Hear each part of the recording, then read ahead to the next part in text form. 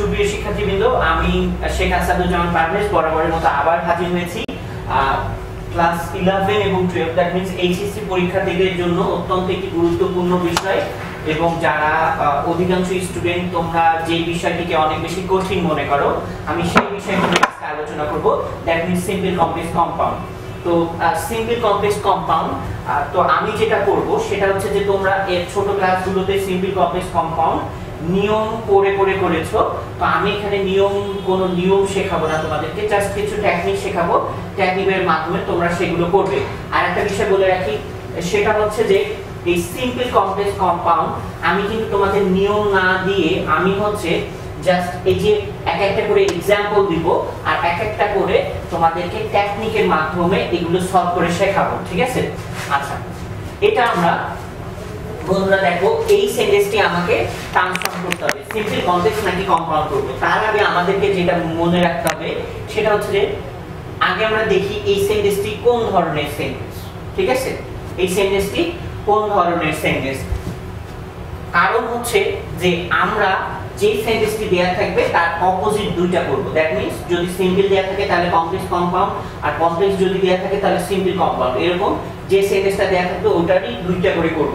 এখন আমরা দেখে নেই, যদিও এখানে লেখা থাকে যে কি করতে হবে, কিন্তু আমি লিখবো না, ঠিক আছে? কেন লিখবো না? যাতে তোমরা সেন্টেন্স দেখে বুঝতে পারো যে এটা এই সেন্টেন্স এর অপোজিট দুইটা করতে হবে। আচ্ছা, এটা কোন ধরনের সেন্টেন্স আমরা দেখি। এখানে দেখো বন্ধুরা, subject finite verb, subject finite verb. আচ্ছা বন্ধুরা দেখো, এখানে কয়টি সাবজেক্ট কয়টি ফাইনাইট ভার্ব আছে? দুইটি সাবজেক্ট দুইটি ফাইনাইট ভার্ব আছে। তার মানে অবশ্যই বোঝা যাচ্ছে যে এটি মোটেও সিম্পল সেন্টেন্স নয়। তাহলে এটা কমপ্লেক্স নাকি কম্পাউন্ড, এটা একটু আমরা দেখি। যেমন এখানে দেখো ডাব্লিউ ওয়ার্ড আছে, দ্যাট মিন্স সাবঅর্ডিনেটিং কনজাংশন আছে। আমরা জানি হু হচ্ছে একটি সাবঅর্ডিনেটিং কনজাংশন, তাহলে তোমরা অবশ্যই বুঝতে পারছো যে এটা একটি কমপ্লেক্স সেন্টেন্স, ঠিক আছে? তাহলে আমরা এর অপোজিট দুইটা করব, দ্যাট মিন্স সিম্পল এবং কম্পাউন্ড করব। আচ্ছা, আমরা সিম্পল এবং কম্পাউন্ড করি। সিম্পল এবং কম্পাউন্ড করতে হলে আগে আমরা সিম্পলের কথা চিন্তা করি। আচ্ছা বন্ধুরা, একটা জিনিস দেখো, মনে করো তুমি কোনো খাবার তৈরি করতে যাচ্ছ, তুমি যদি না জানো যে ওই খাবারটা তৈরি করতে কি কি উপাদান লাগে, তাহলে কি তুমি পারবে? মোটেও পারবে না। তার মানে তোমাকে কোনো খাবার তৈরি করতে হলে অবশ্যই তোমাকে কি করতে হবে? অবশ্যই তোমাকে ওই খাবারে কি কি উপাদান লাগবে সেগুলো তোমাকে অবশ্যই জানতে হবে।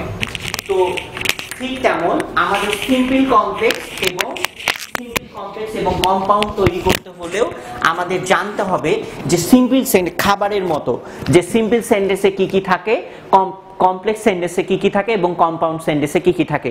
যেহেতু সিম্পল সেন্টেন্স আমরা করব, প্রথমে আগে সিম্পল সেন্টেন্স জেনে নিব যে সিম্পল সেন্টেন্সে কি কি থাকে। সিম্পল সেন্টেন্সে কি কি থাকে মনে রাখতে হবে। সিম্পল সেন্টেন্সে একটি মাত্র সাবজেক্ট এবং একটি মাত্র ফাইনাইট ভার্ব থাকবে। That means there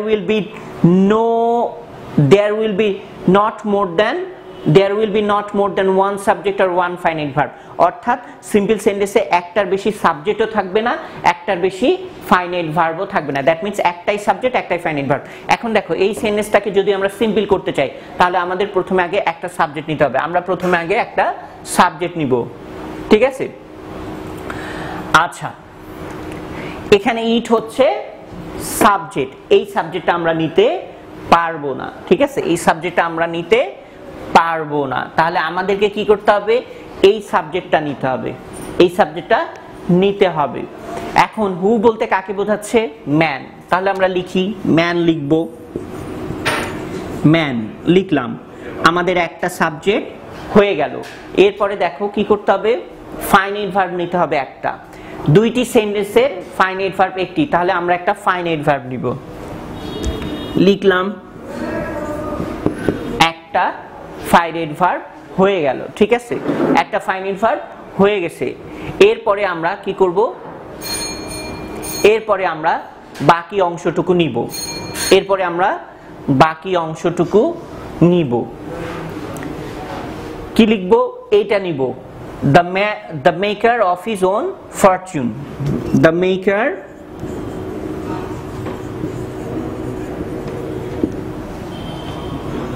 of his own fortune. The maker of his own fortune. এটা নিলাম আমরা। তাহলে আমাদের এটা সিম্পল হয়ে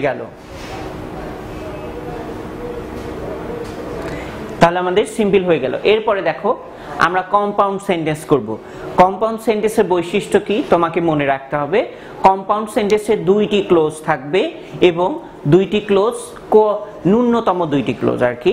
কম্পাউন্ড সেন্টেন্সে ন্যূনতম দুইটি ক্লোজ থাকবে এবং ক্লোজ দুটি অবশ্যই কোঅর্ডিনেটিং কনজাংশন দিয়ে যুক্ত থাকবে। তাহলে আমাদেরকে দুইটি ক্লোজ তৈরি করতে হবে আগে।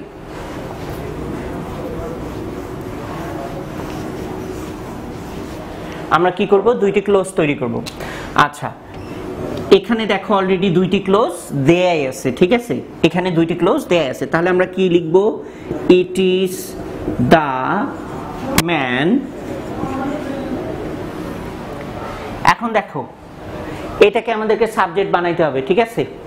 তাহলে হু কাকে নির্দেশ করতেছে? ম্যানকে। আমরা তো আর বারবার ম্যান লিখতে পারবো না, তাহলে আমাদেরকে হি লিখতে হবে। He is the maker of his own fortune. তাহলে দেখো এখানে আমাদের দুটি ক্লোজ হয়ে গেছে। এটি একটি ক্লোজ আর এটি একটি ক্লোজ। আমি কি বলছিলাম? কোঅর্ডিনেটিং কম্পাউন্ড সেন্টেন্সে ন্যূনতম দুটি সেন্টেন্স থাকবে বা দুটি ক্লোজ থাকবে এবং ন্যূনতম এবং কোঅর্ডিনেটিং কনজাংশন দিয়ে যুক্ত থাকবে। তাহলে এখানে আমরা অ্যান্ড ব্যবহার করব। তাহলে it is the man and he is the maker of his own fortune. তাহলে একটি সেন্টেন্সেরই আমরা সিম্পল এবং কম্পাউন্ড দুটি করেই দেখালাম। We hardly realize that this miserable condition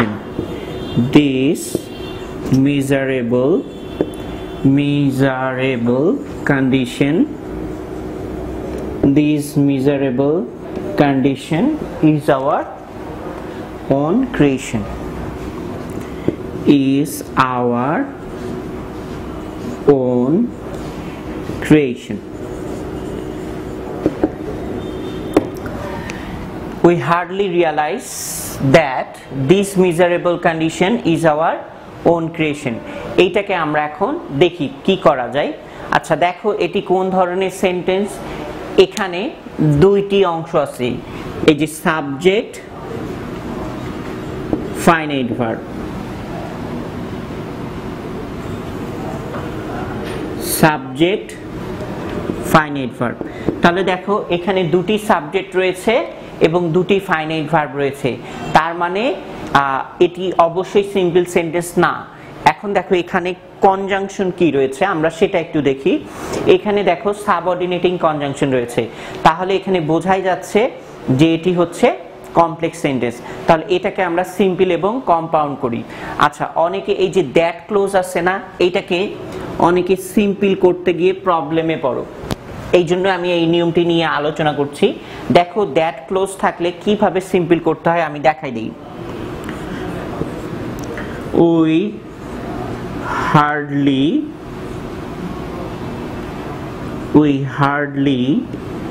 realize this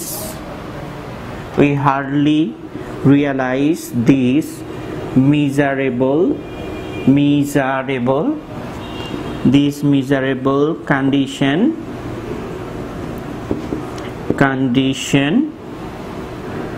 to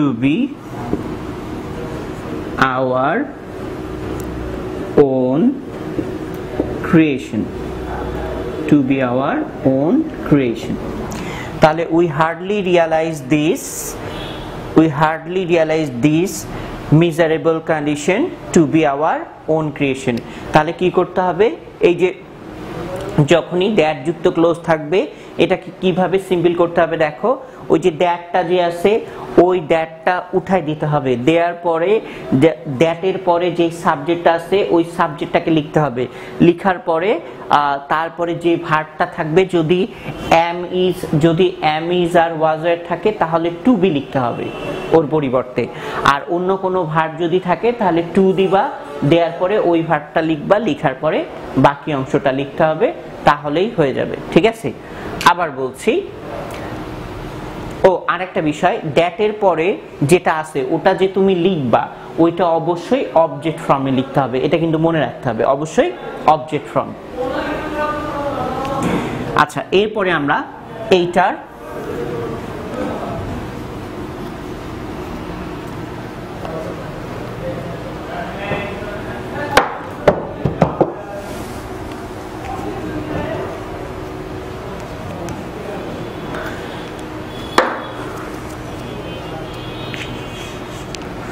আচ্ছা এইটার এখন আমরা কম্পাউন্ড করব, এইটার কম্পাউন্ড আমরা কি করব এটা একটু আমরা চিন্তা করি। আচ্ছা, প্রথমে আগে আমরা সিম্পলের মতই করে নেব, we hardly realise this miserable condition, তাহলে কি হবে, দ্যাটটা উঠিয়ে দিবা, দেওয়ার পরে we hardly realise this miserable condition, ঠিক আছে, দেওয়ার পরে তারপরে এন্ড দিবা, এন্ড দেওয়ার পরে এইটার পরিবর্তে ইট লিখতে হবে, and it is our own creation, তাহলে কি we hardly realise this miserable condition and it is our own creation, এইভাবে করে এটা কম্পাউন্ড করতে হবে। She has no hope of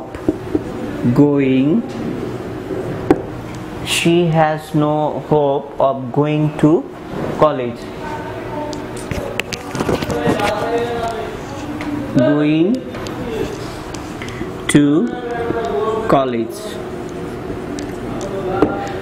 আচ্ছা, এই সেন্টেন্সটা আমরা এখন ট্রান্সফর্ম করব। প্রথমে আগে দেখে নিই এটা কোন ফরমেশনে আছে। এখানে দেখো একটি সাবজেক্ট রয়েছে, একটি ফাইনাইট ভার্ব রয়েছে, তার মানে এটি হচ্ছে সিম্পল সেন্টেন্স আছে। এটি যেহেতু সিম্পল সেন্টেন্স আছে তাহলে এটি আমরা অপোজিট করব দুইটি, সেটি হচ্ছে কমপ্লেক্স এবং কম্পাউন্ড। আচ্ছা, প্রথমে আগে আমরা আরেকটা বিষয় বলে রাখি, কমপ্লেক্স তৈরি করতে হলে তোমাকে যে জিনিসটি মাথায় রাখতে হবে যে কমপ্লেক্স সেন্টেন্সের ন্যূনতম দুইটা ক্লোজ থাকবেই, তাহলে আমরা দেখি, প্রথমে আগে আমরা এটা খেয়াল করি, she has no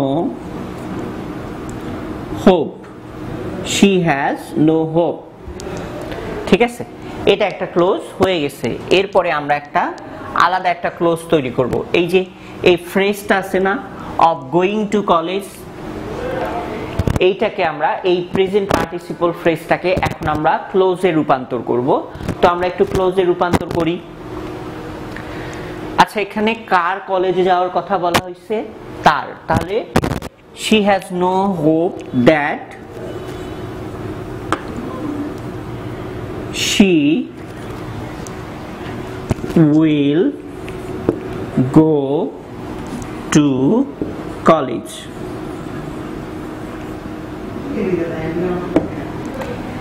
তাহলে দেখো এটি একটি ক্লোজ, এটি একটি ক্লোজ, এখানে দুটি ক্লোজ হয়েছে, মাঝে আমরা এখানে একটা এন্ড কনজাংশন দিলাম, ঠিক আছে। এখানে প্রথমে আমরা কি করেছিলাম, দুটি ক্লোজ তৈরি করেছিলাম, এটি একটি এবং এটি একটি, দুটি ক্লোজ তৈরি করেছিলাম। দুটি ক্লোজ তৈরি করার পরে তারপরে আমরা একটা সাবঅর্ডিনেটিং কনজাংশন দিয়েছি, কারণ যেহেতু আমরা এখানে কি করছি, কমপ্লেক্স সেন্টেন্স করছি, এজন্য আমরা সাবঅর্ডিনেটিং কনজাংশন দিয়েছি এখানে। আচ্ছা, এরপরে আমরা কম্পাউন্ড সেন্টেন্স করব এটারই।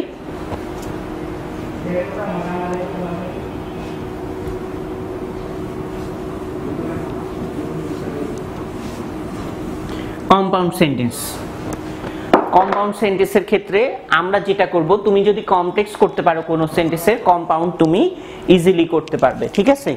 আচ্ছা, কম্পাউন্ড সেন্টেন্সের ক্ষেত্রে, এই সেন্টেন্সটি কম্পাউন্ড সেন্টেন্সের ক্ষেত্রে তোমাকে যা করতে হবে সেটি হচ্ছে তোমাকে আগে তোমাকে আগে যে পরের ক্লোজটি সামনে দিতে হবে। দ্যাট মিন্স যে she will go to college and she has no hope of it বা of this, ঠিক আছে? আবার বলছি, she will go to college, এতটুকু দিলা, দিয়ে and she has no hope of this অথবা of it। এই তো Rokea's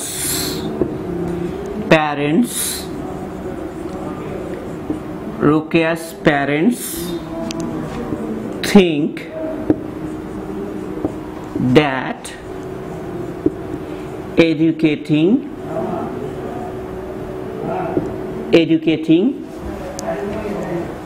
a girl Rokea's parents think that educating a girl is a waste of time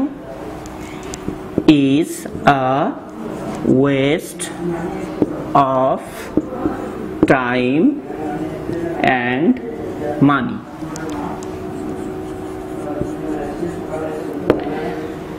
এই সেন্টেন্সটি হচ্ছে কমপ্লেক্স, কারণ এখানে সাবঅর্ডিনেটিং কনজাংশন রয়েছে। তাহলে এখানে আমি সিম্পল এবং কম্পাউন্ড করব। আচ্ছা, একটু আগে আমি এই নিয়মটির একটি উদাহরণ দিয়েছিলাম। আমি বলছিলাম যে দ্যাট ক্লোজ থাকলে কিভাবে করতে হবে, আমরা একটু দেখি আবার। Rokea's parents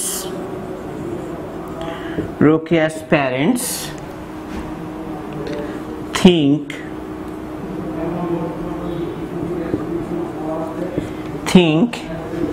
educating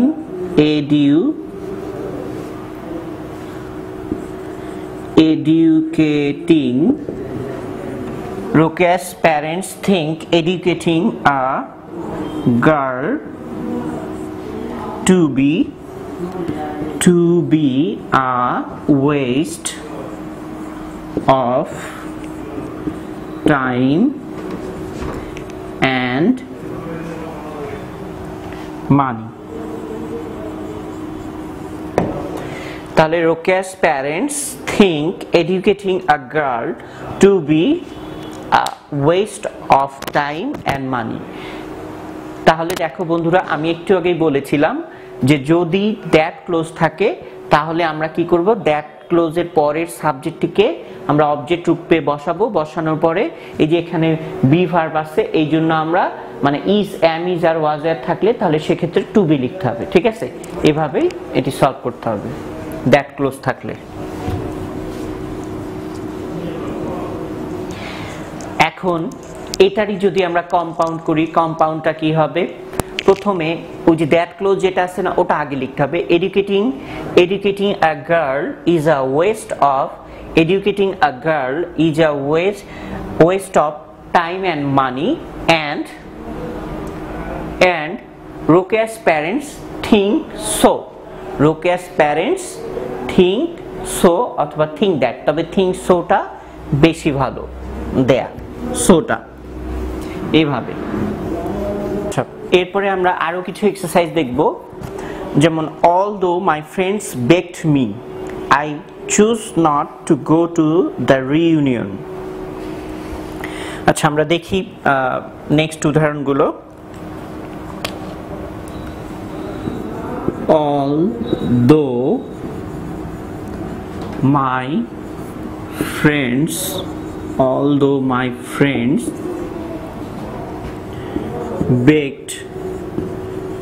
friends begged me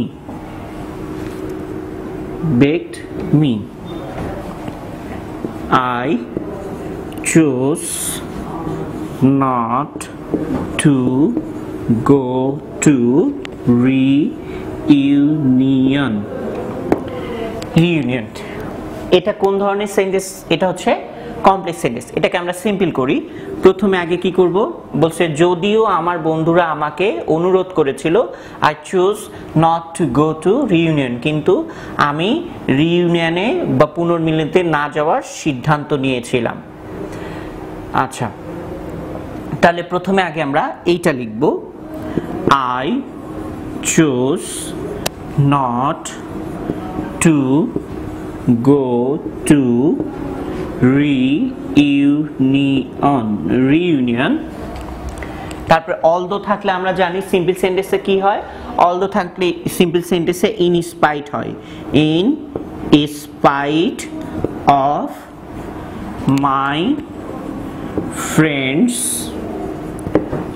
my friends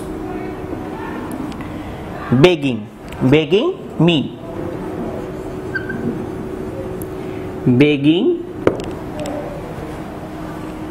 to me এই তো এটা হচ্ছে সিম্পল সেন্টেন্স এরপরে আমরা আরো কিছু উদাহরণ দেখি I learned English perfectly because I studied very hard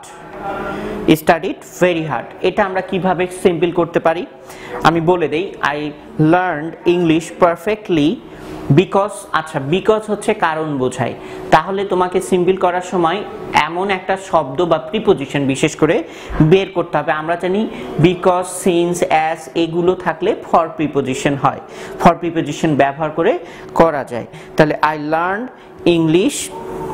I learned English perfectly because of ব্যবহার করা যাবে I learned English perfectly because of অথবা due to অথবা owing to অথবা for studying very hard অথবা আমরা because of দিয়ে করব ওটি বেশি ভালো হবে I learned English perfectly because of studying very hard আচ্ছা এখানে মাই করা যাবে না বা মাই করলে সমস্যা নাই কিন্তু একটা জিনিস খেয়াল রাখবে যে যদি একই সাবজেক্ট থাকে তাহলে সেই ক্ষেত্রে কিন্তু একটি সাবজেক্ট বাদ দেয়া যাবে আর যদি ভিন্ন থাকে তাহলে পজিটিভ করতে হবে এরপরে many people enjoyed the movie however Alex didn't বলছে many people enjoyed the movie however Alex didn't আচ্ছা however দেখো বন্ধুরা however কি অর্থে ব্যবহার হয় in spite of এগুলো যেমন বৈপরীত্য ঠিক তেমন তাহলে এখানে আমরা কি করব এটার যদি আমরা সিম্পল করতে চাই তাহলে অ্যালেক্স এর ওই ওয়ার্ডটা আগে লিখব Alex didn't enjoy the movie in spite of many people did it তাহলে কি লিখব Alex didn't enjoy the movie in spite of many people did it দেখো একটা জিনিস খেয়াল রাখবে একই সেন্টেন্সে একটা ভার্ব ডাবল ব্যবহার করা যাবে না এইজন্য আমরা প্রথমটাতে এনজয় ব্যবহার করেছি পরেরটাতে আমরা এনজয় ব্যবহার করব না এরপরে নেক্সট দেখো 4 নম্বর although the farmer is ready the ground is still too wet to plow আচ্ছা তাহলে এখানে আমরা এটাকে আমরা কি করতে পারি এটাকে আমরা আচ্ছা বন্ধুরা এখানে সেন্টেন্সটা একটু ভুল দেয়া আছে আচ্ছা এটাতে আমরা কি করতে পারি the ground is still too wet to plow in spite of the farmer being ready আবার বলছি the ground is still too wet to plow in spite of farmer being ready এরপরে 5 নম্বর if the ozone layer collapses the global community will suffer তাহলে এখানে কি হবে the global community will suffer by the collapse of the ozone layer এভাবে এরপরে next দেখো I would like to see the North Pole but I will never go where is that cold আচ্ছা but আমরা জানি but থাকলে but দো although এগুলো যদি থাকে তাহলে আমরা ওগুলোর পরিবর্তে কি ব্যবহার করি ওগুলোর পরিবর্তে in spite of but though